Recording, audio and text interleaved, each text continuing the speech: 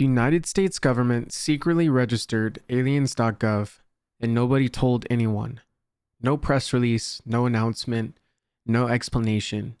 A bot that monitors federal domain registrations found it at 6:30 in the morning, and the internet immediately lost its mind. And when reporters asked the White House why they did it, the official response from White House spokeswoman was "stay tuned," followed by an alien emoji. That's it. That's an entire statement from the government of the United States about why they just registered a website called aliens.gov. We are living in genuinely unprecedented times. The executive office of the president registered the domain aliens.gov on March 18, 2026, according to a bot that monitors federal domains. They actually registered two domains, both alien.gov and aliens.gov, and the registration was handled through CISA, the Cybersecurity and Infrastructure Security Agency, which is the agency within the Department of Homeland Security that oversees the federal.gov domain system. As of Wednesday evening, neither website was active and no content was displayed at either address. So the government has a website called aliens.gov. It goes nowhere, it says nothing. It expires in 2027, and the White House responded to questions about it with an emoji. This is genuinely one of the most fascinating things the government has done in a news cycle that has included bombing campaigns, congressional hearings, and a bowling score tweet announcing airstrikes. And somehow registering a domain name with no explanation is sitting in the conversation alongside all of that. The context matters here. This comes about a month after Trump posted on Truth Social, directing the Secretary of War and other relevant agencies to begin identifying and releasing government files related to alien and extraterrestrial life, unidentified aerial phenomena, and UFOs. He cited what he called tremendous interest in the subject, which, yes, is accurate. People are extremely interested in this subject. The question is whether tremendous public interest is going to produce actual declassified files or a government website with nothing on it that expires in a year. The whole thing was set off in February when Barack Obama went on a podcast and said aliens are real, but that he hadn't seen them and they weren't being kept at Area 51. He clarified days later that he was speaking statistically. The size of the universe makes extraterrestrial life plausible, not from personal presidential knowledge.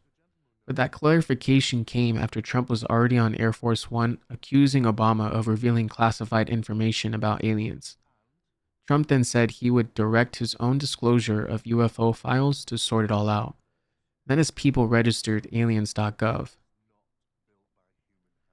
The chain of causation here is genuinely unhinged. Obama makes a statistical observation on a podcast. Trump calls it a classified leak. Trump promises to release everything. Hegseth posts an alien emoji on social media. Someone registers aliens.gov at 6:30 in the morning. Bot finds it. Internet explodes. White House spokeswoman responds with "stay tuned" and the same alien emoji Hegseth used. That whole sequence happened in about 4 weeks. It's like watching someone accidentally knock over a domino that hits another domino, that hits another domino, and somehow at the end of the chain, a government department has a website named after extraterrestrials. Now let's talk about the details because there are several of them that are stranger than the headline. Due to a lapse in federal funding, CISA was not accepting new.gov domain requests at the time these domains were registered. So the government bypassed its own funding freeze to register aliens.gov. They couldn't process regular domain requests. They could process this one.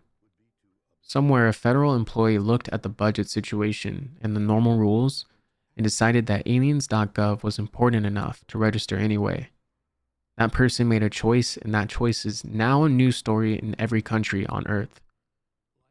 Hegseth said about the UFO disclosure effort, "We've got our people working on it right now. I don't want to oversell how much time it will take. We're digging in. We're going to be in full compliance with that executive order." And then when asked whether aliens actually exist, he said, "We'll see. I get to do the review and find out along with all of you. which is the Secretary of Defense, essentially saying he has no idea if aliens are real and is waiting to find out from whatever documents his team digs up. That's either the most honest thing a cabinet member has said in years or the least reassuring. According to AARO's 2026 annual report, the office has documented over 2,000 UAP cases. 2,000 cases of things in the sky that the government can't explain. In 2023, a former military intelligence officer named David Grusch testified before Congress under oath that the Pentagon was withholding information about UAPs, including claims that the government had reverse engineered non-human technology retrieved from crash sites. The Pentagon, of course, denied his claims. A former Pentagon official named Christopher Mellon has since claimed the US possesses satellite imagery of craft that don't look like anything that has been built or constructed and that show actions that are difficult to explain. So the picture being painted by multiple people with actual government and intelligence backgrounds is that there is something real in these files, and it's more than weather balloons and optical illusions. Whether that something is extraterrestrial in origin, or some other country's experimental technology, or something else entirely, is a question that nobody with clearance has been willing to answer in public. Polymarket currently has 16% odds on the US government confirming alien contact by end of 2026, with $17 million in volume traded on that prediction. $17 million of people's actual money bet on whether we get alien confirmation this year. That is a specific kind of cultural moment. People are not just speculating casually, they're putting real money on a timeline. Experts have cautioned that even if Trump's directive is genuine, the process of selection, review, declassification, and release of any materials could take weeks, months, or years. And there's a scarcity of officials who are trained and certified to handle declassification.